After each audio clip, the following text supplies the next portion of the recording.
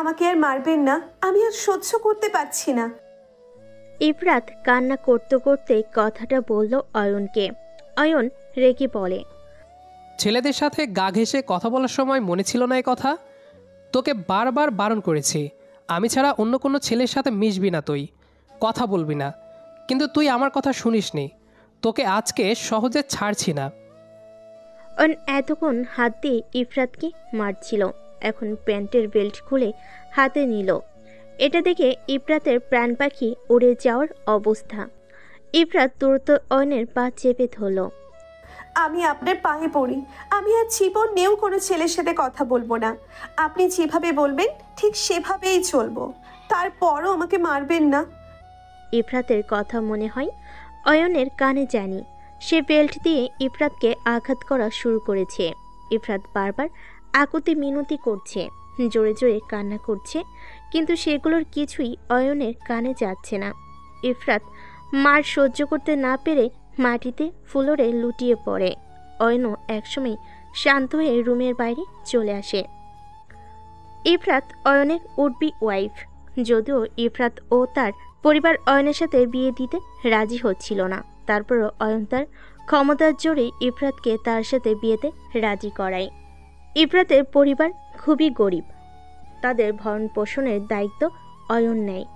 অপরদিকে অয়নের পরিবারের সাথে ইফরাতের পরিবারের একটা যোগসূত্র আছে, যেটা অয়নের পরিবার না মানলেও ইফরাতের পরিবার মানে। অয়ন ও ইফরাত একে অপরের কাজিন। যাই হোক, আজকে অয়ন ইফরাতকে নিয়ে ঘুরতে চেয়েছিল, তাই ইফরাতের কলেজে এসেছিল ইফরাতকে নিয়ে যাওয়ার জন্য। এসে দেখে ইফরাত একটা ছেলের সাথে হেসে হেসে কথা বলছে। ছেলেটা বিভিন্ন বাহানায় ওর গা ঘেঁষে দাঁড়াচ্ছে। কথায় কথায় ছেলেটা বিভিন্নভাবে ইফরাতের শরীরে হাত দিচ্ছিল, যেটা অয়নের সহ্য হয়নি। অয়ন সেখান থেকে ইফরাতকে টেনে হিসে নিয়ে যেতে চাইলে ছেলেটা বাধা দেয়। এতে অয়নের মেজাজ আরও বিগড়ে যায়। ইফরাতকে ছেড়ে ইচ্ছে মতো ছেলেটাকে পিটায়। ইফরাত ভয়ে কিছু বলতেও পায়নি, কারণ সে জানে আজ তার এমনিতেও রক্ষে নেই। তারপর অয়ন ইফরাতকে বাড়িতে নিয়ে আসে, তারপর তো সবই জানেন। সন্ধ্যায় অয়ন রুমে এসে দেখে ইফরাত এখনও ফ্লোরে অজ্ঞান হয়ে পড়ে আছে। সে পানি এনে ইফরাতের মুখে ছুঁড়ে মারে। ইফরাত ধরফড়িয়ে উঠতে চায়, কিন্তু আহ করে চিৎকার দিয়ে আবার শুয়ে পড়ে। ইফরাতের পুরো শরীর ব্যথায় জর্জরিত। অয়ন বুয়াকে ডাক দিল খাবার নিয়ে আসার জন্য। বুয়া খাবার এনে টেবিলে রাখলো। অয়ন ইফরাতকে কোলে নিয়ে বিছানায় বসালো। ইফরাত কিছু বলছে না, শুধু কান্না করছে। কান্না থামাও। ইফরাত কান্না করে যাচ্ছে। কান্না থামাতে বলছি না। অয়নের ধমক শুনে ইফরাত সাথে সাথে চুপ হয়ে যায়, কিন্তু এখন মুখ দিয়ে হেসকি দিচ্ছে। কান্না জোর করে আটকে রাখার ফলে যা হয় আর কি। পানি খাও। না। অয়ন ইফরাতের দিকে চোখ গরম করে তাকালো। সাথে সাথে ইফরাত পানিটুকু খেয়ে শেষ করে ফেলল। অয়ন এবার খাবারটুকু হাতে নিল, নিজের হাতেই ইফরাতকে খাওয়ানোর জন্য। অয়ন ইফরাতকে হাঁ করতে বলে, আমি খাবো না। খেতে হবে।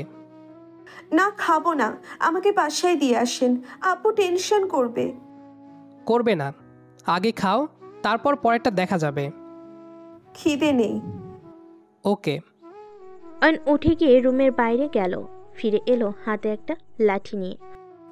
এটা দিয়ে কি করবেন? মারবো। কাকে? যে খাবার খাবে না তাকে।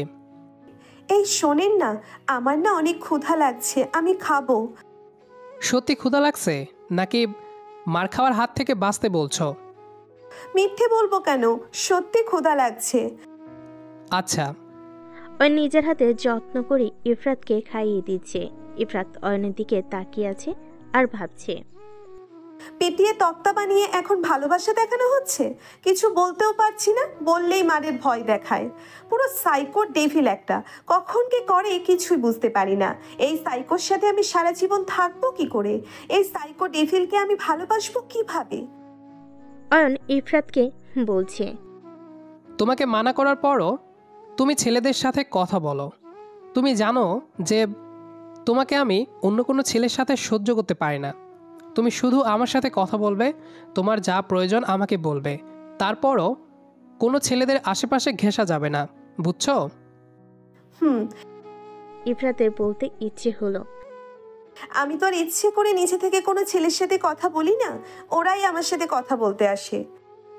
কিন্তু ইফরাত বলবে না, কারণ এগুলো শোনার আগেই তো তাকে মেরে দফা রফা করে দিয়েছে। আর একটা কথা, আমি তোমাকে ভালোবাসি, তাই নিজের ভালোবাসার জন্য আমি সব করতে পারি, সব, খুন করতেও, তাতে আমার হাত কাঁপবে না। খাওয়া শেষে ইফরাত বাসায় যাওয়ার কথা বলল। এই শরীর নিয়ে বাসায় যেতে পারবে না, আজকে এখানেই থাকো, তোমার বাবাকে আমি ফোন করে জানিয়ে দিব। না, আমার সমস্যা হবে না, আমি যেতে পারবো। পারবে না, কালকে বাসায় দিয়ে আসবো। সবকিছু আপনার কথা মতো হবে কেন?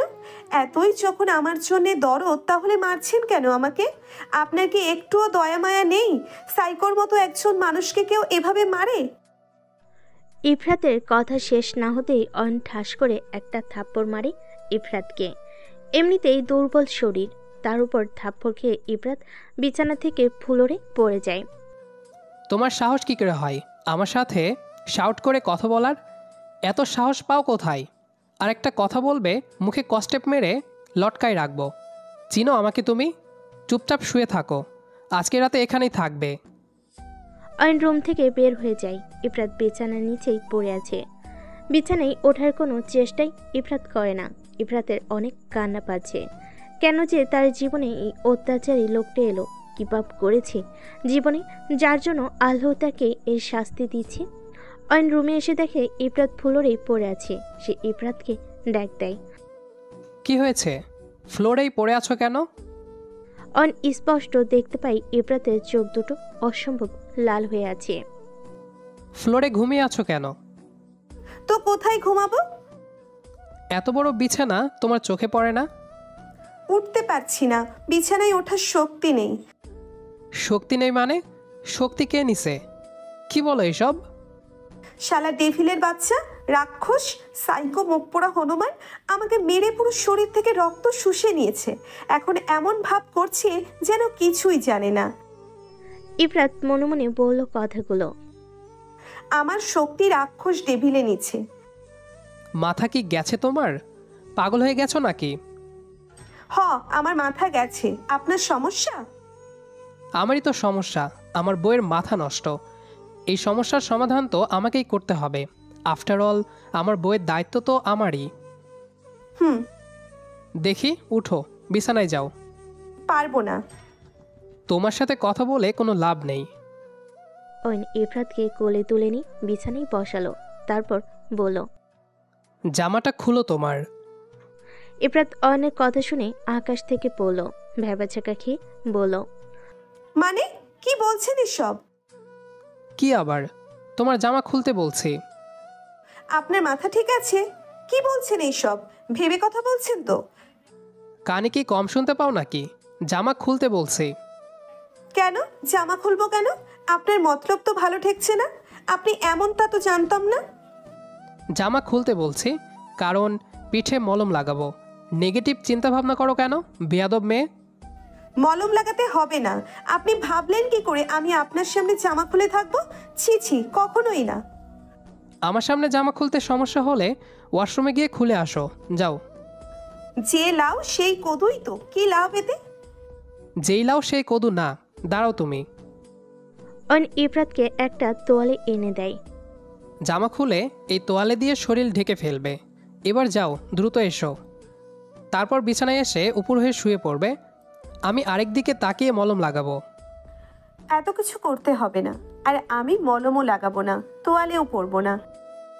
দেখো, আমার মেজাজ কিন্তু গরম করবা না, তাহলে সেটা তোমার জন্য সুখকর হবে না বলে দিলাম। তাই যা করতে বলছি তাই করো। রাগ দেখে অয়ন বলে।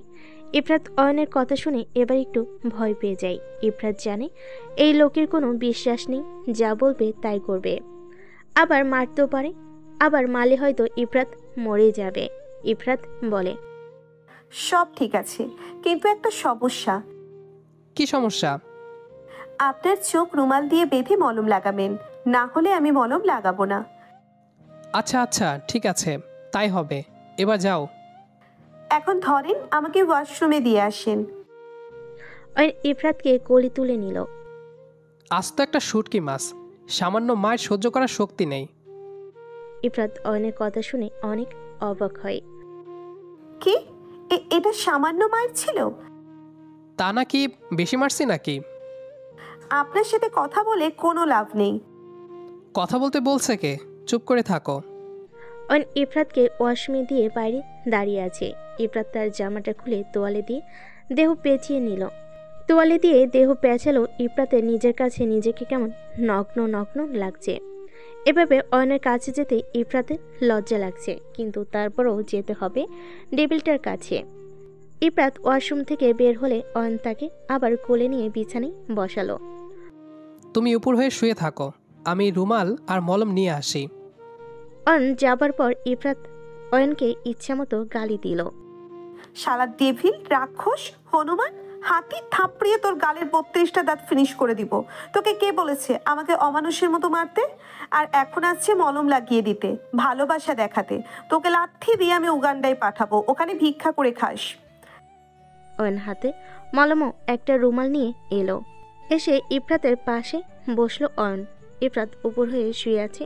অয়ন রুমাল দিয়ে নিজের চোখ বেঁধে ফেলল। তারপর আস্তে আস্তে হাত দিয়ে ইফরাতের পিঠ থেকে তোয়ালে সরিয়ে একপাশে রাখলো। অয়ন হাতে মলম নিয়ে ইফরাতের পিঠে হাত লাগাতেই ইফরাত কেঁপে উঠল। অয়ন ইফরাতের পিঠে মলম লাগিয়ে দিচ্ছে। ইফরাতের এখন কেমন কাতুকুতু লাগা শুরু করেছে। তারপরও এক অন্যরকম ভালো লাগা কাজ করছে ইফরাতের ভিতরে। অনেক স্পর্শ তার কাছে খারাপ লাগছে না, অথচ তার খারাপ লাগা উচিত। অয়ন ইফরাতের নগ্ন পিঠে মলম লাগিয়ে দাঁড়িয়ে যায়, চোখে এখনো রুমাল বাঁধা। তোয়ালে দিয়ে বা কাঁথা গায়ে দিয়ে শুয়ে পড়ো, জামা পরার দরকার নেই। জামা পরার দরকার নেই কেন? আমি কি নগ্ন হয়ে থাকবো আপনার সামনে? পাগল হয়ে গেছেন নাকি? বেশি বুঝো কেন? তোমাকে কি বলছি আমার সামনে নগ্ন হয়ে থাকতে? আপনি তো বললেন জামা পরার দরকার নেই। হ্যাঁ বলছি, কারণ কারণ আমি এখন এই রুম থেকে চলে যাব, আর আসবো না আজকে। ও তাই বলুন, তাহলে ঠিক আছে। আমি আরো কি না কি ভাবছি। তুমি সবসময়ই নেগেটিভ ভাবো, বেয়াদব মেয়ে একটা। ওই, আপনি আমাকে বারবার বেয়াদব মেয়ে বলছেন কেন? আমি একবারও বলছি আমি নেগেটিভ চিন্তা করছি? আপনি নিজেই ভেবে নিলেন নিজের মতো। আপনি নেগেটিভ চিন্তা করেন। চুপ করো, বেশি কথা বলো তুমি। আমি যাই। যান যান, কে যেন তাকে বলছে আসতে। এই আমাকে একদম ভেঙচি দিবে না, মুখ ভেঙে দিব। আমার মুখ আমি যা ইচ্ছে তাই করব। আপনি বলার কে? আপনি কোন ক্ষেতের মূলা যে আমাকে বলতে আসছেন? যা তো এখন রুম থেকে। তুমি কিন্তু এখন বেশি বেশি করছো। ভাগ্যিস তোমার পিঠে সমস্যা, না হলে পিটিয়ে তোমাকে তক্তা বানিয়ে ফেলতাম। হ্যাঁ জানি জানি, আপনি ওই একটা কাজই পারেন, অন্য কিছু তো আর পারেন না। তাই নাকি? অয়ন ইফরাতের এই কথা শুনে ইফরাতের একদম কাছে চলে এলো। যতটা এলে একজনের সাথে আরেকজনের একটু দূরত্ব থাকে না। দেখাবো আমি আর কিছু পারি কি না, দেখতে চাও? দেখুন, আপনি দূরে যান। আমার কেমন জানি লাগছে। অয়ন ইফরাতের থেকে সরে আসে। প্রেম পাচ্ছে বুঝি? অসহ্য, যান তো, ঘুমাবো। যাচ্ছি, তোমার সাথে থাকতে ভালো লাগছে না আমার। কে থাকতে বলছে আপনাকে? অয়ন চলে যায়। শালা ডেভিলকে কেমন রোমান্টিক রোমান্টিক লাগছে। কত রূপ যে ডেভিলের কে জানে। ইফরাত এসব ভাবতে ভাবতে ঘুমের দেশে হারিয়ে যায়। সকালবেলা অয়ন ডাইনিং টেবিলে বসে ইফরাতের জন্য অপেক্ষা করছে। বুয়াকে সে কখন পাঠিয়েছে ইফরাতকে ডেকে আনার জন্য, এখনো আসার নামগন্ধ নেই। কিছুক্ষণ পর ইফরাত আসলো। আসতে এতক্ষণ লাগে? কখন ডেকে পাঠিয়েছি? ইচ্ছে করে তো দেরি করি নাই, দেরি হয়ে গেছে। রাগ দেখানোর কি আছে? বসো, আর আমাকে নাস্তা সার্ভ করে দাও। আমি নাস্তা সার্ভ করব? হ্যাঁ, তুমি আমার নাস্তা সার্ভ করবে। পারবো না। আমি কি আপনার বউ নাকি যে নাস্তা সার্ভ করব? দুদিন পর অবশ্যই বউ হবে। অবশ্য এখনো আমি তোমাকে বউ মানি। আপনি মানলেও আমি মানি না। দেখো, তোমাকে মানতে হবে না, নাস্তা সার্ভ করতে বলছি, সো করো। ইফরাত অয়নকে নাস্তা সার্ভ করে দিয়েছে। দুজনেই নাস্তা সম্পূর্ণ করলো।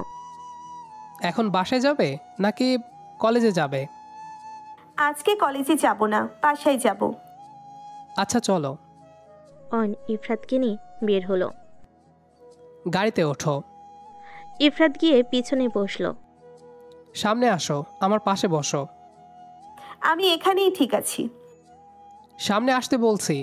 এক কথা বারবার বলা পছন্দ করি না। পিছনে বসলে সমস্যা কি? সামনে বসলে সমস্যা কি? অয়নের চিৎকার শুনে ইফরাত সোজা গাড়ি থেকে নেমে অয়নের পাশে এসে বসে। ইফরাত অয়নের পাশে বসতেই অয়ন ইফরাতের গাল টিপে ধরে। সমস্যা কি তোমার? কথা শুনো না কেন আমার? কই শুনি তো। শুনলে বারবার বলতে হয় কেন তোমায়? আর বলতে হবে না। সত্যি তো? পাক্কা। এই তো আমার লক্ষ্মী বউ। অয়ন ইফরাতের গাল ছেড়ে দিয়ে ইফরাতের কপালে একটা চুমু খায়। সিট বেল্টটা বাঁধো। ইফরাত সিট বেল্টটা বাঁধতে চেষ্টা করে কিন্তু পারে না। সিট বেল্টটাও বাঁধতে জানো না? অয়ন ইফরাতের কাছে এসে সিট বেল্টটা বেঁধে দেয়। গাড়ি চলছে তার আপন গতিতে। অয়ন বারবার ইফরাতের দিকে তাকায়, সেদিকে ইফরাতের কোনো খেয়াল নেই। ইফরাত বাইরের দিকে তাকিয়ে আছে। দুজনেই চুপ, কেউ কোনো কথা বলছে না। নীরবতা ভাঙে অয়ন। ইফরাত, হুম তোমাকে যদি কেউ ডিস্টার্ব করে আমাকে জানাবা, বুঝছো? ইফরাত মনে মনে বলছে। আপনিই তো আমাকে ডিস্টার্ব করছেন, আপনার কথা কি আপনাকেই বলবো? আচ্ছা। গাড়ি এসে থামে ইফরাতের বাড়ির সামনে। এসে গেছি, নামো। হুম ইফরাত গাড়ি থেকে নেমে বাড়ির উদ্দেশ্যে হাঁটা ধরে। ইফরাত শোনো। অয়নের ডাকে ইফরাত থেমে যায়। অয়ন ইফরাতের কাছে এসে ইফরাতকে নিচের দিকে ফিরালো। ইফরাতের কপালে ছোট্ট একটা ভালোবাসার পরশ দিল। কালকে রাতের জন্য সরি। প্লিজ এমন কাজ করো না যেটা আমি দেখতে পারি না, যেটা আমার সহ্য হয় না। ইফরাত কথা না বাড়ি হাঁটা ধরে। আর হ্যাঁ শোনো, মোবাইল সাথে রাখবে। আমি অফিসে গিয়ে ফোন দিব, ফোন তুলতে যেন দেরি না হয়। হুম বাই, টেক কেয়ার। অয়ন অফিসে চলে আসে।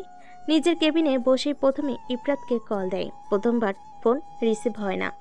ইফরাত ওয়াশরুম থেকে মাত্র গোসল করে বের হয়ে শুয়ে ফোনের রিংটোন বেজে অফ হয়ে যায়। ইফরাত তড়িঘড়ি করে ফোনের কাছে গিয়ে ফোন হাতে নেয়। হাতে নেওয়া মাত্রই আবার ফোন বেজে ওঠে। ইফরাত মনে মনে যেটা ভেবেছিল সেটাই সঠিক। Devil রাক্ষসটার phone. ইফরাত তাড়াতাড়ি করে ফোনটা রিসিভ করে। হ্যালো। এতক্ষণ লাগে ফোন ধরতে? গোসল করে বের হলাম মাত্র। তুমি গোসল করছো? যেভাবে বলছেন যেন আমি কোনোদিন গোসল করি না। সেটা না। তাহলে এত অবাক হয়ে জিজ্ঞেস করছেন কেন? না, ভাবছি এই মুহূর্তে তোমাকে দেখতে কেমন লাগবে। এটা আবার কেমন কথা? ওইসব তুমি বুঝবে না। তুমি এই মুহূর্তে আমাকে তোমার কয়েকটা ফটো সেন্ড করো। হঠাৎ ফটো সেন্ড করব কেন? ফটো দিয়ে কি করবেন? ফটো দিয়ে কি করে জানো না তুমি? দেখবো তোমাকে। আমাকে কি কোনোদিন দেখেন নাই? কিছুক্ষণ আগেই তো আপনার সাথে ছিলাম। তুমি এত আনরোমান্টিক কেন? আমি আনরোমান্টিক, তাতে আপনার কি? ইফরাত, আমি কিন্তু অনেক রেগে যাচ্ছি। তুমি কিন্তু সকালে বলছো আমি একবার যাই বলবো তুমি তাই শুনবে। তখন তো ভয় বলে দিয়েছি। এখন ভয় লাগছে না? এখন ভয় লাগবে কেন? এখন কি আমি আপনার সাথে? আমার এখনো রাগ উঠে নাই। উঠলে তোমার জন্য ভালো হবে না। রাগ উঠলে গাড়ি নিয়ে এখনই তোমার কাছে চলে আসব। আর এখন যদি তোমার কাছে আসি তাহলে বুঝতে পারছো তোমার কি হাল হবে। আমাকে ভয় দেখাচ্ছেন আপনি? না তো সোনা লক্ষ্মী বউ আমার, তোমাকে কি আমি ভয় দেখাতে পারি বলো? ঢং। ফোন রাখেন, ফটো দিচ্ছি। খুব তাড়াতাড়ি দাও, 1 মিনিটও যেন দেরি না হয়। হুম ইফরাত ফোন কেটে ফটফট 2টা পিক তুলে অয়নকে সেন্ড করে। কিছুক্ষণ পর অয়ন আবার ফোন দেয়। জানো বউ, তোমাকে ফাটাফাটি লাগছে, ফুটন্ত তাজা গোলাপের মতো। আমি ক্রাশ খাইলাম তোমার ওপর। আচ্ছা, একটা কথা জিজ্ঞেস করি? অবশ্যই করো। আপনি আমাকে কেন পছন্দ করলেন? আমার সৌন্দর্যের জন্য? তুমি কি নিজেকে সুন্দরী মনে করো? নিজে না মনে করলেও অনেকে দাবি করে আমি মানে সুন্দরী। কিন্তু আমি মানি না। মানে? আসলে তুমি সুন্দরী নও, কিন্তু আমি আমার মনের চোখ দিয়ে তোমাকে দেখি বলেই তোমাকে আমার সুন্দর লাগে। ইফরাত মনে মনে বলে। শালা ডেভিলের বাচ্চা, কইলোটা কি? আমি নাকি সুন্দরী না? যদি আপনার মনের চোখ অন্ধ হয়ে যায়? মনের চোখ কখনো অন্ধ হয় না রে বউ। ও আচ্ছা। হ্যাঁ।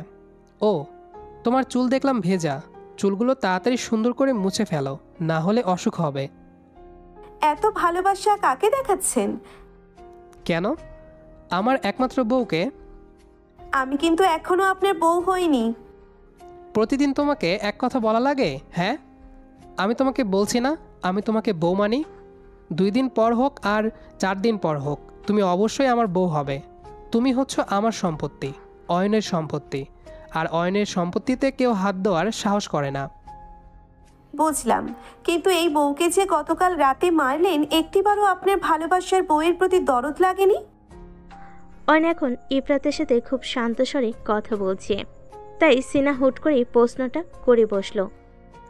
না, আমার একটুও দরদ লাগেনি। তখন অনেক রাগ হয়েছে। ভাগ্য ভালো তোমাকে মেরে ফেলিনি। ওই ছেলে তোমার শরীরে হাত দেয়, অথচ তুমি কিছু বলছো না। তখন সব দরদ উধাও হয়ে গেল। ও আমার ফ্রেন্ড ছিল, আর ফ্রেন্ডরা একটু হাত ধরতেই পারে। এরকম ফ্রেন্ড থাকার কোনো প্রয়োজন নেই। যত পারো মেয়ে বন্ধু বানাও, সমস্যা নেই, কিন্তু ছেলে বন্ধু থাকা যাবে না। ছেলে বন্ধু থাকলে কি খেয়ে ফেলবে নাকি? Shut up. খেয়ে ফেলবে মানে কি? এটা কেমন ভাষা? থাপড়িয়ে তোমার গাল লাল করে দিব। বিয়াদব মেয়ে, ফোন রাখো। অয়ন ফোন কেটে দেয়। শালা ডেভিলের বাচ্চা, রাক্ষস! আমি কি তোরে ফোন দিচ্ছি? শালা কথায় কথায় শুধু আমাকে ধমক দিবে। মন চাই এক লাথি দিয়ে উগান্ডায় পাঠিয়ে দিই। অয়নকে ইচ্ছে মতো ছেড়ে ইফরাত শান্ত হয়।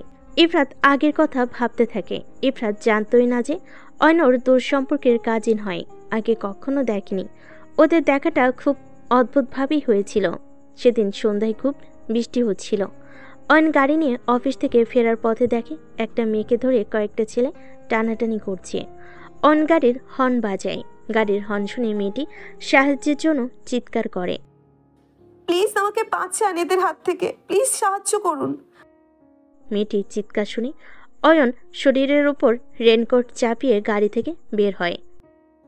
এতজন ছেলে মিলে একটা মেয়েকে টানাটানি করে খুব বীরত্ব দেখানো হচ্ছে।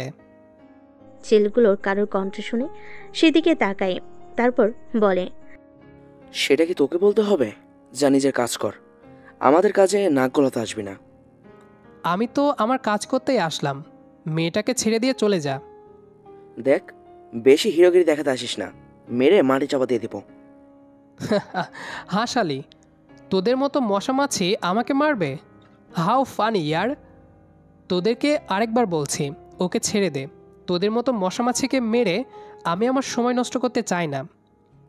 এই যা তো, শালা বেশি কথা বলে, মুখ বন্ধ করে দিয়ে আয়। দুইটা ছেলে এসে অয়নের সামনে দাঁড়ালো। অয়ন ওদের সুযোগ না দিয়ে এলো পাথারি কিলঘুষি লাথি মেরে অজ্ঞান করে ফেলো। বাকি ছেলেগুলো আশঙ্কিক ঘটনায় হতভম্ব হয়ে যায়। তারা মেয়েটাকে ছেড়ে এক দৌড়ে পালিয়ে যায়। অয়ন মেয়েটার কাছে এসে গালে ঠাস করে একটা থাপ্পড় মেরে দেয়। দেখে তো ভালো ঘরের মেয়েই মনে হয়। সন্ধ্যায় এই বৃষ্টির ভিতরে বাইরে কাজ কি? অয়নের ধমকে মেয়েটা কেঁপে ওঠে। মেয়েটি গালে হাত দিয়ে কান্না করছে, কিন্তু অয়নের তাতে ভ্রুক্ষেপ নেই। কি হলো? কি জিজ্ঞেস করছি? আমি সন্ধ্যায় টিউশনি করে ফিরছিলাম। হঠাৎ বৃষ্টি শুরু হওয়ায় আশ্রয়ের জন্য একটা ছাউনির নিচে দাঁড়ালাম। হঠাৎ করে কোথা থেকে ছেলেগুলো এসে আমাকে টেস্ট করা শুরু করছিল। তাদের হাত থেকে রেহাই পেতেই আমি দৌড় দিলাম এই দিকে। ছেলেগুলো দৌড় দিল আমার পিছনে। তারপর এখানে এসে আমাকে ধরে ফেললো। তারপর তো আপনি। তোমাকে সন্ধ্যায় কেন টিউশন করাতে হবে? যুবতী একটা মেয়ে, বিপদের ভয় নেই? আর করবো না টিউশনি। গাড়িতে ওঠো, বাসায় নামিয়ে দিচ্ছি। মেয়েটি কথা পারল না। অয়নের সাথে গাড়িতে উঠে পড়ল। অয়ন খেয়াল করলো মেয়েটা কাঁপছে। অয়ন তার জ্যাকেটটা মেয়েটাকে পরিয়ে দিল। নাম কি তোমার? মেয়েটি অন্যমনস্ক হয়ে বাইরের দিকে তাকিয়ে আছে। অয়নের কথা তার কানে পৌঁছলো কিনা কে জানে।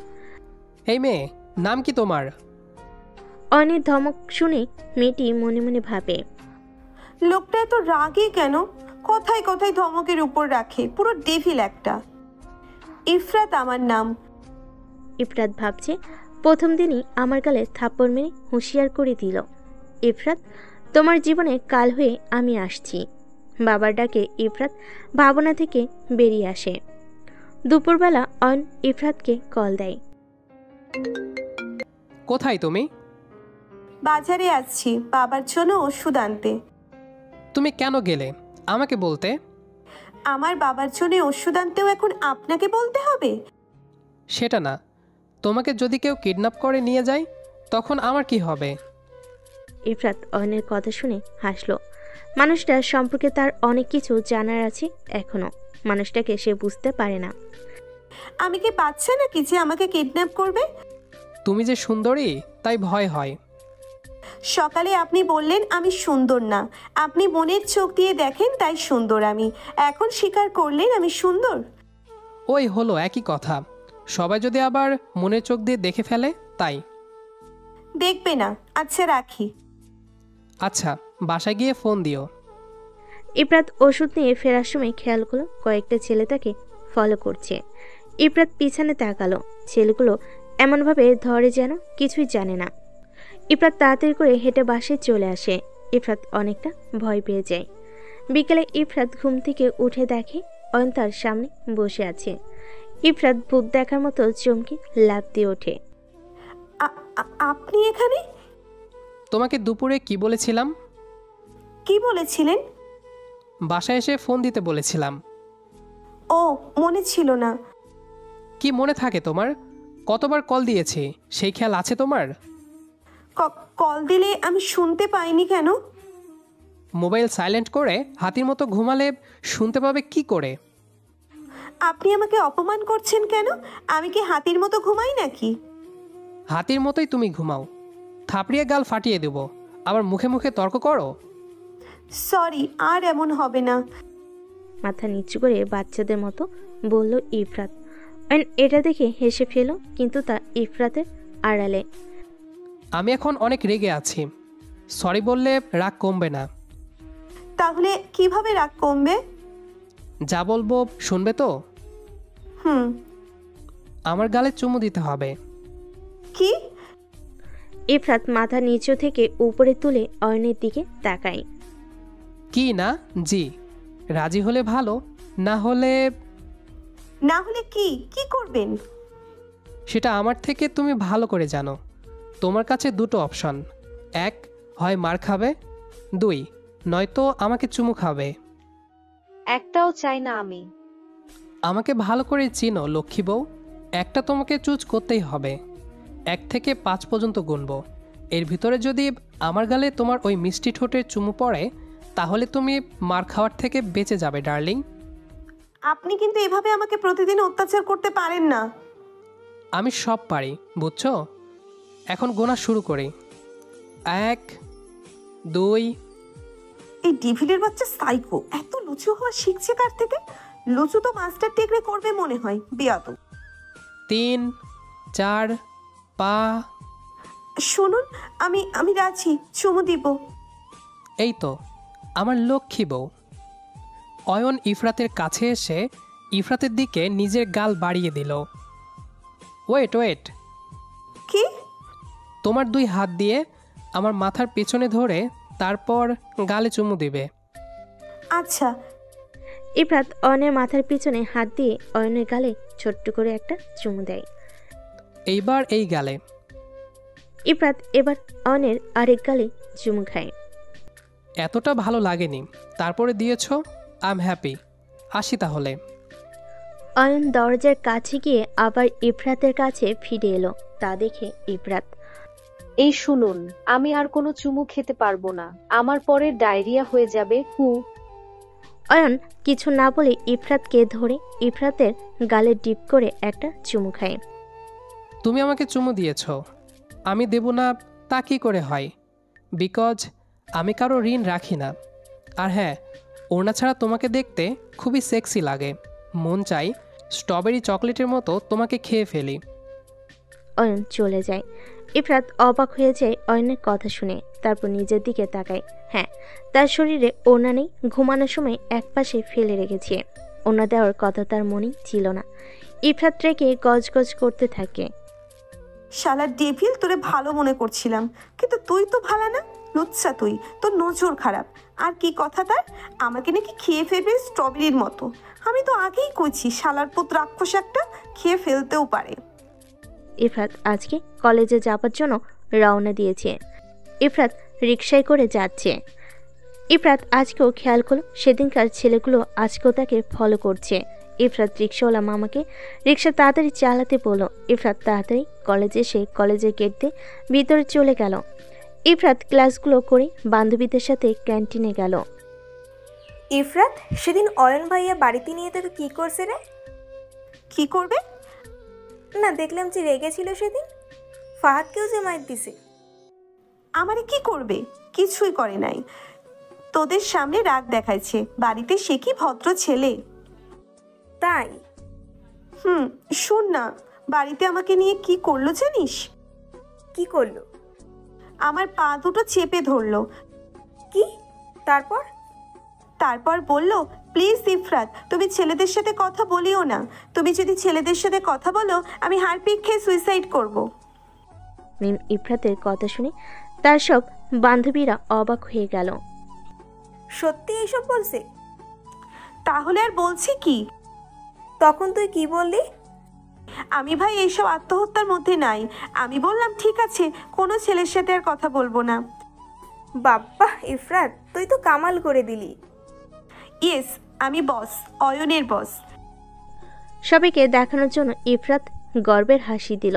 ইফরাত তার বান্ধবীদের মুখগুলো দেখে অনেক খুশি হলো, কারণ তারা ইফরাতের কথা বিশ্বাস করেছে।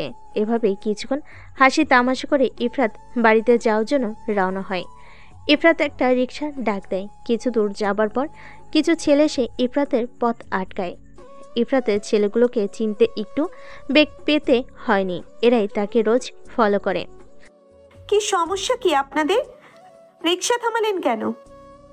সমস্যা আপনি? মানে বুঝলাম না। এত মানে বুঝতে হবে না, আসল কথায় আসি। আমার আপনাকে পছন্দ হয়েছে, আমি আপনাকে ভালোবাসি। I love you. দেখুন, এইসব বলে লাভ নাই, আমার বয়ফ্রেন্ড আছে। বয়ফ্রেন্ড তো থাকবেই। যদি বলতেন বিএফ নেই, তাহলে ভাবতাম আপনি একটা পাগল, আপনার সমস্যা আছে। কি আবল তাবল বলছেন? আপনার মতো সুন্দরী মেয়েদের অবশ্যই বিএফ থাকে, তাতে আমার নো সমস্যা। ওটা আজ থেকে বাদ, আজ থেকে আমি আপনার বয়ফ্রেন্ড। মামা জানতো লোকটা আস্ত একটা বদ্ধ পাগল। ইফরাত রিক্সা করে চলে আসে। ছেলেটার কথা ইফরাত স্পষ্ট শুনতে পায়।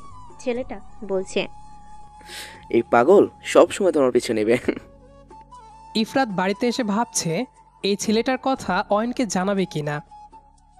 আজ থাক, আর কখনো ডিস্টার্ব করলে জানাবো। ইফরাতের হঠাৎ খেয়াল হলো ডেভিলটা আজকে একটাও তাকে কল করেনি। ইফরাত অবাক হয়ে যায় যে ডেভিলটা ঘন্টায় ঘন্টায় তাকে কল দিয়ে বিরক্ত করে। সে আজকে দুপুর হয়ে গেছে, এখনো কল দেয়নি। ভালোই হয়েছে কল দেয়নি। আমি কেন ওই ডেভিলটার কথা ভাবছি? ইফরাত মনে মনে বলে। ইফরাত, তোর মাথা গেছে, ডাক্তারের কাছে যা। ইফরাত ফ্রেশ হয়ে খাওয়া দাওয়া করে একটা ঘুম দেয়। ফোনের রিংটনের শব্দে ইফরাতের ঘুম ভাঙল। হ্যালো, কে? আমি তোমার নতুন বয়ফ্রেন্ড। মাথা গেছে, কে রে ভাই তুই? আজকে যে তোমাকে ভালোবাসি বললাম। ওই বদ্ধ পাগল, রাখেন ফোন। ইফরাত ফোন কেটে ব্ল্যাকলিস্টে ফেলে দেয় নাম্বারটি। রাত 10টা বাজে। ইফরাতের ফোনে কল আসে। অয়ন ফোন দিয়েছে। ইফরাত ফোন রিসিভ করে। হ্যালো ইফরাত, কেমন আছো? ভালো আছি। কি করো? ঘুমাতে যাচ্ছি। খাওয়া হয়েছে? হুম। এত বেয়াদব কেন তুমি? আদব কায়দা কিচ্ছু নেই, ব্যাককল একটা। কেন? আমি আবার কি করলাম? কি করছো তাই না? একবার আমারে জিজ্ঞাইছো ভালো আছি কি না, খাইছি কি না? No interest. তোমার ভাব ছুটামো আমি, শুধু একবার সামনে পাইয়া লই। আমি ভয় পাচ্ছি। তোমার অনেক সাহস বেড়ে গেছে আজকাল। আমি কি একবারও বলছি আমার সাহস বেড়ে গেছে? তোমার কথা শুনে তো মনে হয় তোমার সাহস বেড়ে গেছে। আমি কিছু বলবো না। কেন? কিছু বললে তো আবার বলবেন আমার সাহস বেড়ে গেছে। ও আচ্ছা, তাহলে রাখি, বাই। এত তাড়াতাড়ি ফোন রেখে দিবেন? তাহলে কি করব? কথা বলতে ইচ্ছে হয় নাকি? না, বাই। ওকে। অয়ন কেটে দেয়। ইফরাত ভাবে, কি রে ভাই, ডেভিলটা আজকে এত ভালো কেমনে হলো? তাতে আমার কি? পরদিন আবার ছেলেগুলো ইফরাতের পথ আটকায়। কি সমস্যা? আপনি আবার আসছেন? আমি তো আসবো, আর কে আসবে শুনি? রাতুল ছেলেটা হঠাৎ করে ইফরাতের হাত ধরে। হাত ধরছেন কেন? ছাড়েন আমাকে। হাত ধরেছি ধরে রাখার জন্য, ছাড়ার জন্য নয়। দেখুন, আমি কিন্তু চিৎকার করব। সে সুযোগ তোমাকে দিব না। মানে? হঠাৎ করে দুইটা ছেলে এসে ইফরাতের দুই হাত ধরে। অন্য একটা ছেলে রুমাল দিয়ে তার মুখ বেঁধে ফেলে। এমন সময় কেউ একজন পিছন থেকে বলে ওঠে, আমি কি আপনাদের সাথে জয়েন হতে পারি? কারো কণ্ঠ শুনে ছেলেগুলো পিছনে তাকায়। মানে? আমি কি আপনাদের সাথে জয়েন হতে পারি? ভাইরে ভাই, কে তুমি? ইন্সপেক্টর আয়ান মাহমুদ। একটা কার্ড দেখিয়ে তাকালো ওদের দিকে। তখনই রাতুল বলে, ওরে বাবারে, পুলিশ! এই কথাগুলো বলে ছেলেগুলো দৌড়ে পালালো। আয়ান ইফরাতের কাছে আসে। ওরা কারা, চিনেন? না, চিনি না। প্রতিদিনই আমাকে ডিস্টার্ব করে। আজকে যদি আপনি না থাকতেন তাহলে যে কি হতো। ডোন্ট ওয়ারি, এইসব নিয়ে আর টেনশন করার দরকার নাই। মনে হয় না এরা আপনাকে আর ডিস্টার্ব করবে। যদি করে? আমি আছি তো। মানে? আয়ান থতমত খায়। নিজেকে সামাল দিয়ে বলে, না, কিছু না। আচ্ছা, আপনি কি সত্যি পুলিশ? আরে না, কি? তাহলে কার্ড দেখালেন যে? এটা এটিএম কার্ড ছিল। ওরা ঠিক মতো লক্ষ্য না করেই দৌড়ে পালালো। ওরে চিটার! দুজনেই হেসে উঠল। নাম কি আপনার? আমি ইফরাত। খুব সুন্দর নাম তো। ধন্যবাদ। আমার নাম? ইফরাত আয়ানের মুখের কথা কেড়ে নিয়ে বলে, জানি আয়ান মাহমুদ। ওহো, আমি তো তখন বলে দিয়েছি। হ্যাঁ। ইফরাত হেসে ওঠে। আয়ান তার হাসি দেখে বলে, আপনার হাসিটা অনেক সুন্দর। পাম দিয়েন না। বেশি পাম দিব না, অল্প দিব। বেশি না দিয়ে অল্প কেন? বেশি দিলে ফেটে যেতে পারেন। আয়ান এই কথা বলে হেসে দেয়। ইফরাতও হাসে। তার মানে আপনি সত্যি আমাকে পাম দিচ্ছেন? আপনার কি মনে হয়? আমার তো তাই মনে হয়। তাহলে তাই ধরে নিন। আপনি না একটা... কি? কিছু না। হাহা, বাই দ্য ওয়ে, আপনি কোথায় যাবেন? বাসায়। নামিয়ে দিই আপনাকে, চলেন। আপনি এমনিতেও আমার যে উপকার করেছেন আমি ঋণী থাকবো। আর কিছু করতে হবে না, প্লিজ। ওকে। ইফরাত সেখান থেকে চলে গেল। আয়ান তার মাকে কল দেয়। তার মা রিসিভ করতেই আয়ান বলে, আম্মা গো, তোমার ছেলের বউ এবার পাওয়া গেছে। তোমার ছেলের কপাল মনে হয় আবার খুললো। আমি বাসায় আসতেছি, দুজনে লুঙ্গি ডান্স দিব। আজ 5 দিন হলো অয়ন দেশের বাইরে। বিজনেসের কাজে তাকে দেশের বাইরে যেতে হলো। এখন তার সাথে ইফরাতের ঠিকমতো কথা হয় না, অনেক বিজি থাকে অয়ন। এরই ভিতরে একদিন আননোন নাম্বার থেকে ইফরাতের নাম্বারে কল আসে। ইফরাত রিসিভ করে। হ্যালো। হ্যালো জানু, কেমন আছো? ইফরাতের ছেলেটার কণ্ঠ চিনতে পায়। ওই শালা। ইফরাত মনে মনে ভাবে, না, এইসব গালি এরে দিমু না। এইসব গালি ডেভিলের জন্য তোলা রাখছি। তারপর বলে, আরে ভাই, তোরে না সেদিন পুলিশে দৌড়ানি দিছে? আক্কেল হয় নাই তোর? হা হা, সেদিন ওই সারা ভুয়া পুলিশ আমাদের বোকা বানিয়েছে। আমার চাচারে জিজ্ঞাসা করছিলাম, আয়ন মাহমুদ নামে কোনো ইন্সপেক্টরকে তারা চিনেও না। কি? সেদিন বেঁচে গেলে নেক্সট টাইম যেদিন আমার সামনে পড়বে সেদিন তোমাকে ছাড়বো না জানো, অনেক ভালোবাসবো। ইফরাত ঠুস করে কলটা কেটে নাম্বার ব্ল্যাকলিস্টে ফেলে দেয়। ইফরাতের এখন খুব ভয় লাগছে, অনেক ভয়। তার হাত পা কাঁপছে আসন্ন বিপদের আশঙ্কায়।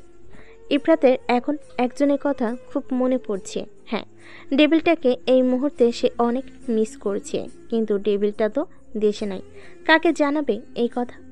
পরক্ষণেই আয়নের কথা মনে পড়ল। হ্যাঁ, আয়নের সাথে ইফরাতের এখন অনেক বেশি ভাব হয়ে গেছে। কিভাবে জানি আয়ন ইফরাতের নাম্বার জোগাড় করে কল দেয়। সেই থেকে তাদের ভাব বিনিময়। 2 দিন পর ইফরাত কলেজ গেট দিয়ে বের হয়ে দেখে আয়ন গাড়ির সাথে হেলান দিয়ে দাঁড়িয়ে আছে। ইফরাত ভাবে এই সুযোগ ছেলেটার কথা আয়নকে বলে দিবে। হাই ইফরাত। আপনি এখানে? ইয়েস, আমি। চলো আজকে কোথাও ঘুরতে যাই। না, বাড়িতে যেতে হবে। আপনার সাথে কিছু কথা আছে আমার। বাড়িতে তো প্রতিদিনই যাও, আজকে না হয় একটু ঘুরতে যাবে, তখন তোমার কথা শোনা যাবে। কিন্তু প্লিজ ইফরাত। আচ্ছা ঠিক আছে। ধন্যবাদ, গাড়িতে উঠো। ইফরাত গিয়ে আয়নের পাশে বসলো। আয়ন গাড়ি নিয়ে একটা নদীর পাশে থামালো। দুজনে গাড়ি থেকে নেমে একটা গাছের নিচে নদীর এক পাশে বসলো। বসো, আমি আসতেছি। কোথায় যান? 1 মিনিট, আসতেছি। আচ্ছা। কিছুক্ষণ পর ইফরাত, আয়নের কণ্ঠ শুনে ইফরাত পিছনে তাকালো। তোমার জন্য। ওয়াও, এতগুলো গোলাপ ফুল আমার জন্য? হ্যাঁ, তোমার জন্য। ইফরাত গোলাপ ফুলগুলো হাতে নিলে। ধন্যবাদ। আমিও ধন্যবাদ দিই। কি বলো? কারো কণ্ঠ শুনে ইফরাত আয়ন দুজনেই তাদের দিকে তাকালো। ইফরাত তাকে দেখে অজ্ঞান হয়ে যাবে অবস্থা। ইফরাতের কাঁপাকাঁপি শুরু হয়ে গেল। ইফরাতের শরীরের তাপমাত্রা হঠাৎ করে বেড়ে গেল। কে ভাই আপনি? অয়ন আয়নের কথা পাত্তা না দিয়ে ইফরাতের কাছে গেল। ওনার ফুলগুলো সুন্দর মতো ওনার হাতে দিয়ে দাও। ইফরাত অয়নের চোখের দিকে তাকিয়ে আয়নের দিকে ফুলগুলো বাড়িয়ে দিয়ে অজ্ঞান হয়ে গেল। আয়ন হতভম্ব। অয়ন ইফরাতকে তাড়াতাড়ি করে কোলে তুলে নিল। অয়ন ইফরাতকে কোলে নিয়ে চলে যাচ্ছে। আয়ন এসে অয়নের পথ আটকায়। এই যে ভাই, হু আর ইউ? সামনে থেকে সরে দাঁড়ান, না হলে আপনাকে হু আর ইউ মানে বুঝিয়ে দেব। আপনি আমাকে থ্রেট দিচ্ছেন? অয়ন ইফরাতকে কোল থেকে মাটিতে শোয়ায়। ঝড়ের গতিতে এসে আয়নের শার্টের কলার চেপে ধরে। সেদিন ইফরাতকে কিছু বদমাশের হাত থেকে বাঁচিয়েছিস, তাই তোকে আজ কিছু করলাম না। না হলে তোকে এখানেই মাটি চাপা দিয়ে দিতাম। তুই আমার ইফরাতের সাথে টাইম স্পেন্ড করস, তাকে ফুল দিস, এর পরিণাম খুব ভয়াবহ হতো। অয়ন আয়নের কলার ছেড়ে দিয়ে ইফরাতকে কোলে নিয়ে হাঁটা ধরল। আর এদিকে আয়ন এসব কথা শুনে হতবাক হয়ে যায়। আমার ইফরাত বলতে উনি কি বুঝিয়েছে? আমার মাথায় কিছু ঢুকছে না। অয়ন থেমে গিয়ে আয়নের উদ্দেশ্যে বলে, আর হ্যাঁ, নেক্সট টাইম আমার বউয়ের আশেপাশে যেন না দেখি। আয়ন আকাশ থেকে পড়ে। কি হৌ, ভাগ্যিস প্রপোজটা করি নাই, না হলে বড় ধরনের ছেঁকা খেতাম। এই নিয়ে তাহলে 7টা হতো। আমার আবারও আলিফ শামসু ভাইয়ের বিরোহী গান শুনতে হতো। ও আম্মা গো, এবারও তোমার ছেলের বউ হলো না জোগাড়। আর নিজে নিজেই এইসব বিবি করছে। পরক্ষণে আবার তার মনে পড়ে, আমার কেন জানি মনে হয় আমি ছেঁকা খাইছি। মনের ছেঁকাই তো বড় ছেঁকা। অয়ন ইফরাতকে গাড়িতে তার কাঁধে হেলান দিয়ে বসে খুব দ্রুত ড্রাইভিং করে। আজকে ইফরাতের এসপার নয় ওসপার করে ছাড়বে। অয়ন বাড়িতে এসে ইফরাতকে কোলে তুলে রুমে নিয়ে বিছানায় শোয়ায়। তারপর 1 গ্লাস পানি এনে ইফরাতের মুখে ছুঁড়ে মারে। ইফরাত ধরফড়িয়ে ওঠে। সে চারিদিকে তাকায়, সে কোথায়। পরক্ষণে তার কিছুক্ষণ আগের ঘটনা মনে পড়ে। ইফরাত আবার ভয়ে কাঁপছে। ডেভিলটা কোথায়? ইফরাত সামনে তাকিয়ে দেখে ডেভিলটা সোফায় বসে তার দিকেই তাকিয়ে আছে। আল্লাহ, ডেভিলটা কি শান্তভাবে বসে আছে। কখন জানি আমার উপর ঘূর্ণিঝড় ভূমিকম্প শুরু হয়ে যায়। আল্লাহ, এবারের মতো বাঁচাই দাও। আর জীবনে ডেভিলের কথা অমান্য করব না। অয়ন খুব শান্তভাবে বলে, কি মনে করেছ আমি তোমার খোঁজ খবর রাখি না? তুমি কি করো, কার সাথে কোথায় যাও, কিচ্ছু জানি না? তাহলে তুমি খুব বড় ভুল করে ফেলেছ। এখন বলো তো, তোমাকে কি শাস্তি দেওয়া যায়? ইফরাত শাস্তির কথা শুনে কেঁপে ওঠে। তারপর মাথা নত করে বলে, এবারের মতো মাফ করে দেওয়া যায় না? অয়ন কথা বলে না। চলো আমার সাথে, কোথায়? গেলেই দেখতে পাবে। অয়ন ইফরাতের কাছে এসে ইফরাতের হাত ধরে হাঁটা ধরে। বাইরে এসে গাড়িতে ওঠে। ইফরাতের অনেক কিছু জিজ্ঞাসা করতে ইচ্ছে করছে, কিন্তু ভয়ে মুখ দিয়ে কথা বের হচ্ছে না। অয়ন ইফরাতকে নিয়ে একটা কাজী অফিসে এলো। ইফরাত কাজী অফিস দেখে অবাক হয়ে যায়। এখানে আনছেন কেন? আজকে আমরা বিয়ে করব। মানে কি এসবের? একদম মুখে মুখে কথা বলবে না। বিয়ে করব আমরা, এটাই শেষ কথা। এরপরেও যদি মুখ দিয়ে বেশি কথা বের হয়, আমার চেয়ে খারাপ আর কেউ হবে না। কিন্তু বাবা, তোমার বাবাকে জানিয়েছি আমি। এভাবে হঠাৎ বিয়ে না করলে হয় না? মেজাজটা ঠান্ডা রাখার চেষ্টা করতেছি, প্লিজ আমাকে রাগাস না। ইফরাত চুপ হয়ে যায়, আর কথা পারে না। সব নিয়ম নীতি মেনে ইফরাত আর অয়নের বিয়ে হয়ে যায়। অয়ন ইফরাতকে বাসায় এনে বিছানায় ছুঁড়ে ফেলে। অয়ন নিজের শার্ট খুলে নিচে ফেলে দেয়। এই কি করছেন? কি করছেন আপনি? কোথায় কি করলাম? শার্ট খুলছেন কেন? আমার ইচ্ছা, আমি খুলছি। অয়ন ইফরাতের দিকে এগিয়ে আসে। আমার দিকে এগিয়ে আসছেন কেন? অয়ন ইফরাতের কাছে এসে ইফরাতকে জাপটিয়ে ধরে কানে কানে ফিস ফিস করে বলে, আজকে তোমাকে ভালোবাসতে চাই, প্লিজ আমাকে বাধা দেওয়ার চেষ্টা করো না। ইফরাত আয়নের কথা শুনে কেঁপে ওঠে। ডেভিলটার এইমাত্র বলা কথা তার পুরো দেহে শিরশির অনুভূতি সৃষ্টি করছে। ইফরাত বুঝতে পারছে না তার কি বলা উচিত। অয়ন ইফরাতের ঠোঁটের দিকে তাকিয়ে আছে। Your lips so beautiful, I love it. Ayan ইফরাতের ঠোঁট জয়ে নিজের ঠোঁট জোড়া মিশিয়ে দেয়। ইফরাতের দেহ কেঁপে ওঠে, শিরা উপশিরায় শিরশির শুরু হয়ে যায়। ইফরাত শান্ত থাকে, অয়নকে বাধা দেয় না, বাধা দেওয়ার চেষ্টা করে না। সে জানে বাধা দিয়েও লাভ হবে না। অয়ন ইফরাতের ঠোঁট জোড়া ছেড়ে দেয়। ইফরাত নিচের দিকে তাকিয়ে আছে। অয়ন ইফরাতকে বিছানায় শোয়ে। আজকে মনে হয় অয়নের কানে ফিসফিস করে কথা বলার রোগ হয়েছে। ইফরাতের কানে আবার ফিসফিস করে বলে, আই লাভ ইউ বউ। অয়ন ইফরাতের জামা খুলে নিচে ফেলে দিয়ে ইফরাতের উপর ঝাঁপিয়ে পড়ে। অয়ন আজকে ইফরাতকে পুরোপুরি নিজে করে নিতে চায়। সে চায় না এই ইফরাতকে অন্য কেউ নিয়ে যাক। মধ্যরাত অয়ন ইফরাতকে জাপটে ধরে ইফরাতের বুকের উপর মাথা দিয়ে শান্তিতে ঘুমাচ্ছে। ইফরাতের চোখে ঘুম নেই। ইফরাত ভাবছে ডেভিলটার অস্তিত্ব, স্পর্শ সবকিছুই আজকে তার দেহ জুড়ে বিচরণ করছে। ইফরাতের এখন কান্না করা উচিত, কিন্তু ইফরাত কান্না করছে না। ডেভিলটার প্রতি কি ইফরাতের কোনো মায়ের জন্মে গেল নাকি? কিন্তু তা কি করে সম্ভব? ডেভিলটা কি মায়ের জন্মানোর মতো কিছু করেছে? হয়তো করেছে, যেটা ইফরাত এখনও বুঝতে পারছে না। এসব ভাবতে ভাবতে একসময় ইফরাতও ঘুমিয়ে যায়। সকাল 8টা। ইফরাতের ঘুম ভেঙে যায়। অয়ন এখনও ঘুমিয়ে আছে।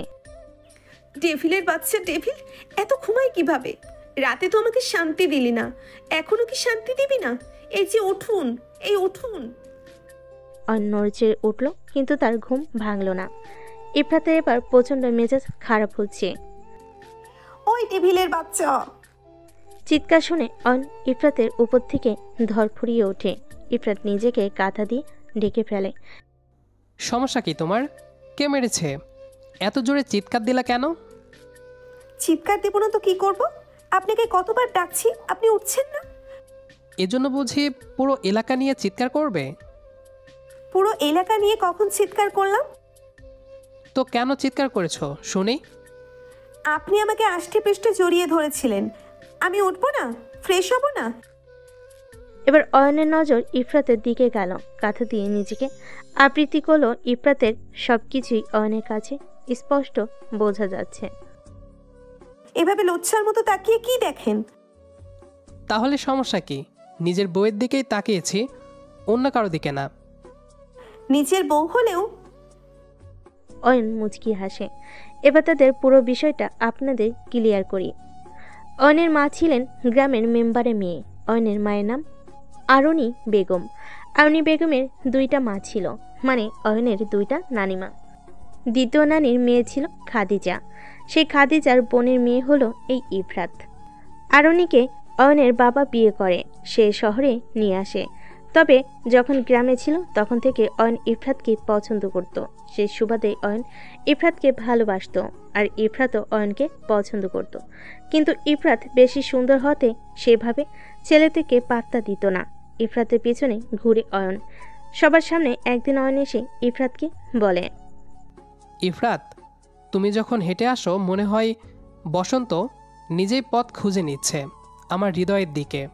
তোমার চোখে আমি খুঁজে পাই অজস্র কবিতার পাণ্ডুক্তি, যে পাণ্ডুক্তিগুলো শুধু আমার জন্যই লেখা। প্রতিদিন সূর্য ওঠে, ফুল ফোটে, পাখিরা গান গায়, সব যেন তোমাকে আমার কাছে পাঠানোরই অজুহাত।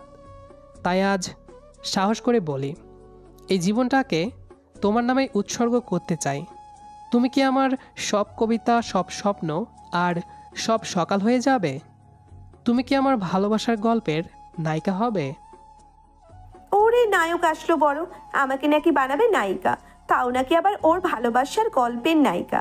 বলছি স্বপ্ন কি জেগে জেগে দেখছো নাকি ঘুমিয়েও দেখো? এই শোন শোন, জান জীবন সব আমার নামে উৎসর্গ করছে নাকি এ? আল্লাহ রে, হাসতে হাসতে তো আজ পেটই ফেটে যাবে মনে হচ্ছে। ঢং দেখলে বাঁচি না। ইফরাত খুব ব্যঙ্গ করে এসব বলে এক নাগারে, তারপর হাসতে শুরু করে ও। এই প্রপোজটা ইফরাত হেসে উড়িয়ে দেয় মুখের উপর না করে। সাথে ইফরাত অয়নকে নিয়ে তার বান্ধবীদের সামনে নানাভাবে উপহাস করে। যদিও তাদের বয়স অনেকটা কমই ছিল, কিন্তু অয়নের মনের অনুভূতিগুলো মোটেই ঠুনকো ছিল না। যেভাবে ইফরাত ওর ভালোবাসাকে হাসি ঠাট্টায় উড়িয়ে দেবে, সেই থেকেই অয়নের মনে জেদ। সে ইফরাতকে যে করে হোক নিজের জীবন সঙ্গী বানাবে। কিন্তু এরপর ইফরাতের বাবারা ঢাকায় শিফট হয়। এমনিতে দূর সম্পর্ক, তার উপর এভাবে দূরে শিফট হয়ে ওদের মধ্যে যোগাযোগ ছিন্ন হয়। ধীরে ধীরে ওরা অচেনা হয়ে যায়। অয়নের ইফরাতের কথা মনে থাকলেও ইফরাত অয়নকে একেবারেই ভুলে যায়। ওদের জীবন চলতে থাকে আলাদা পথে। অয়ন ইফরাতকে পাওয়ার আশাই ছেড়েই দিয়েছিল, কিন্তু অনেক বছর পর অনাকাঙ্ক্ষিতভাবেই অয়নের দেখা হয়ে যায় ইফরাতের সাথে। সেদিন ইফরাতের পরিচয় না জেনেই বাঁচাই অয়ন ইফরাতকে বখাটে ছেলেদের হাত থেকে। ইফরাতের নাম শোনার পর থেকে অয়নের মনে একটা খটকা কাজ করে। অয়ন তার হারিয়ে যাওয়া ভালোবাসার সাথে এই ইফরাত নামক মেয়েটার চেহারার আদলেরও ভারী মিল খুঁজে পায়। অয়ন কৌতূহলী হয়ে যায়। তারপর খোঁজ নিয়ে যখন জানতে পারে ইফরাতই তার হারিয়ে যাওয়া ভালোবাসা, তারপরই সে ঠিক করে ফেলে যে করে হোক ইফরাতকে নিজের বউ করেই ছাড়বে। ইফরাতের বাবাকে জানানোর পর অয়নকে চিনতে পেরে তিনিও রাজি হয়ে যায়, কারণ মেয়ের জামাই অয়ন মোটো বাজে ছেলে নয়।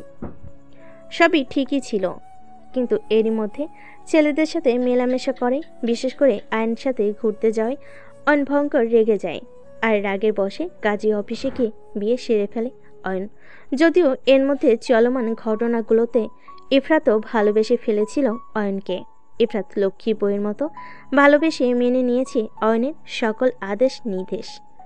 ইফরাতও লক্ষ্মী বইয়ের মতো ভালোবেসে মেনে নিয়েছে অয়নের সকল আদেশ নিষেধ। এরপর থেকে চলছে অয়ন আর ইফরাতের খুনসুটি, মান অভিমানে পূর্ণ দুষ্টুমিষ্টি সংসার। গল্পটি কেমন লেগেছে সেটি অবশ্যই কমেন্ট করে জানাবেন। আর এখন থেকে চেষ্টা করব বড় বড় গল্প আপলোড করার। দেখা হচ্ছে আবারও নতুন কোনো ভিডিও নিয়ে। সে পর্যন্ত আমাদের সাথেই থাকবেন। আর পুরো গল্পটি শেষ পর্যন্ত শোনার জন্য সবাইকে অসংখ্য ধন্যবাদ।